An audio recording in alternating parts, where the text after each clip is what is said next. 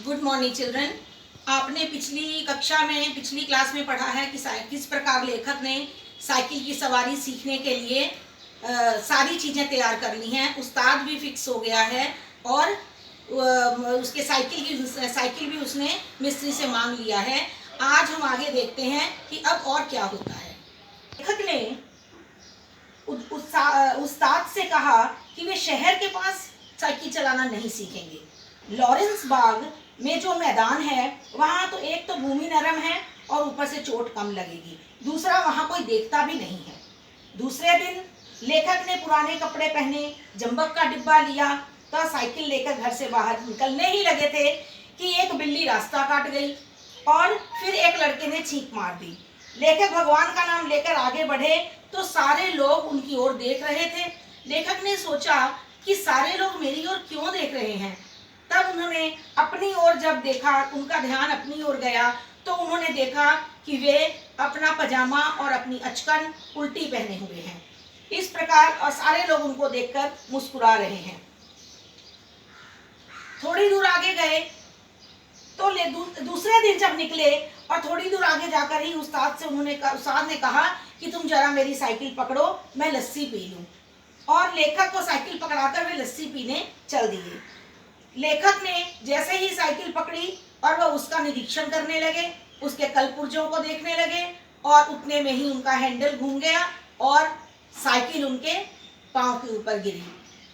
वे जोर से चिल्लाने लगे, सारे लोग दौड़े, उस्ताद भी दौड़े और सब लोगों ने बड़ी कठिनता से उनके पांव को साइकिल के नीचे से निकाला। कुछ लोगों ने मिलकर उन्हें उठाया और साइकिल के नीचे से उनका पांव निकाला। गिरने और चोट लगने के बाद भी लेखक मैदान में डटे रहे। आप लोग भी क्योंकि मैदान में इसी तरह डटे रहो। आप ऐसा ना करो कि तो एक बार कम नंबर आए तो मैं आगे और अच्छी तरह मेहनत नहीं करूंगा।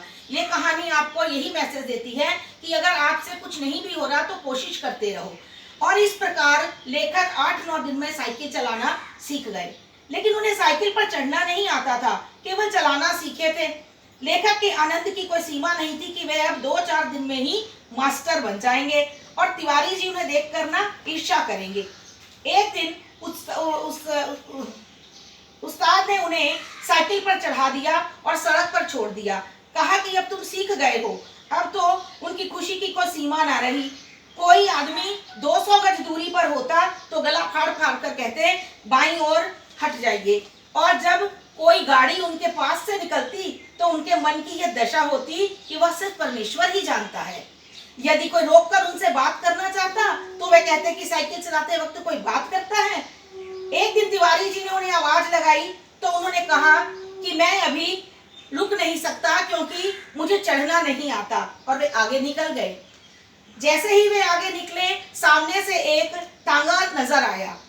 उन्होंने उसे भी दूर से ही डांटा, बाईं ओर हो जाओ, और वह तांगा बाईं ओर चला गया। वे रास्ते पर जा रहे थे, एकाएक पता नहीं तांगे वाले को क्या शरारत सूझी कि घोड़ा बिदक गया और वे साइकिल उनका तांगे में लगा जाके, और वे साइकिल और लेखक दोनों तांगे के नीचे मिले। जब उन्हें होश आया तो वे अपने घर पर थे। उनकी श्रीमती जी ने पूछा, अब क्या हाल है? मैं ना कहती थी कि साइकिल चलाना मत सीखो। लेखक ने सोचा कि चलो सारा इल्जाम अब हम तिवारी जी पर डाल देते हैं। उन्होंने कहा कि ये सारी शरारत तिवारी जी की है। परंतु पत्नी ने मुस्कुराकर कहा, यह तो तुम उन्हें बताओ जो जानते नहीं हैं। उस तांगे पर मैं ही तो बच्चों को लेकर घूमने निकली थी। सोचा चलो घूम भी आएंगे और तुम्हें साइकिल चलाते भी देख आएंगे। हमने निरुत्तर होकर आंखें बंद कर ली। उस दिन के बाद लेखक ने साइकिल को हाथ नहीं लगाया। धन्यवाद।